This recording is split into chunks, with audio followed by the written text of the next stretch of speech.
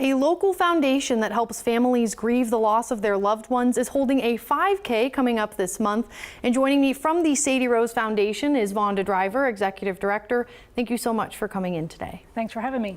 All right, so starting with a little bit of backstory about the Sadie Rose Foundation, tell us how this organization came to be. Sure. So in 2007, our founders were expecting their first child, and they knew that there were some complications with her development, but they expected that everything was going to be okay in the end.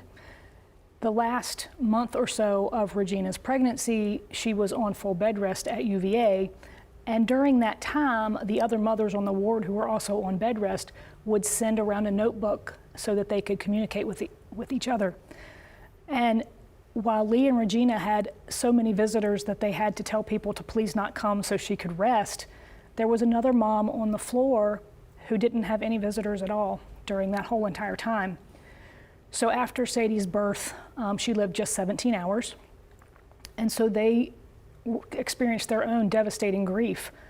But as they were processing that for themselves with all of the support that they had, they wondered, how in the world would we survive this if we didn't have anyone?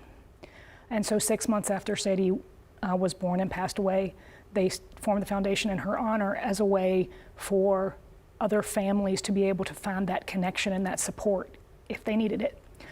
So it started out as infant and pregnancy loss support, and that was in January of 2008. Since that time, we have expanded, and now we support anyone who has lost a loved one, regardless of the age or relationship. So. And what kinds of things maybe do you all provide to these families who are facing such an unprecedented situation, just very emotionally involved? What kinds of things do you all help them with maybe moving forward? Right, so the first thing that we usually do is try to pair them up with one of our volunteers, and we'll connect them with someone who's had the most similar loss that we have available. So that's the first thing, and then we do group support meetings as well. Right now we do have a widows group that meets every month. In addition to that, we have some books and resources and other things like that we can provide that people find helpful. All right, and I know you all have a fundraiser coming up that I mentioned at the beginning, the 5K coming up this month. So tell us a little bit about that and what people can expect and maybe how this will help you all with your mission. Sure.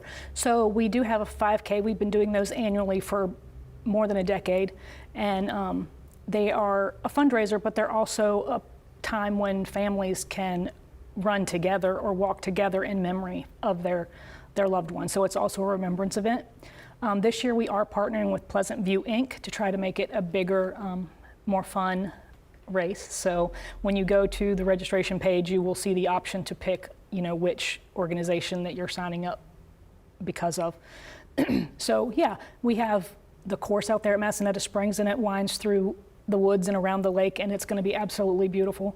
So we're so thankful to Massanutten Springs Camp and Conference Center for keeping that course prepared for us, and they actually do a lot of the heavy lifting to make the race day possible. So yeah, it'll be a lot of fun, and hopefully we'll have a good turnout. All right, sounds good, and thank you so much for all you do for those families dealing with obviously just unprecedented situations around the valley, and thank you for your time today. Oh, thank you.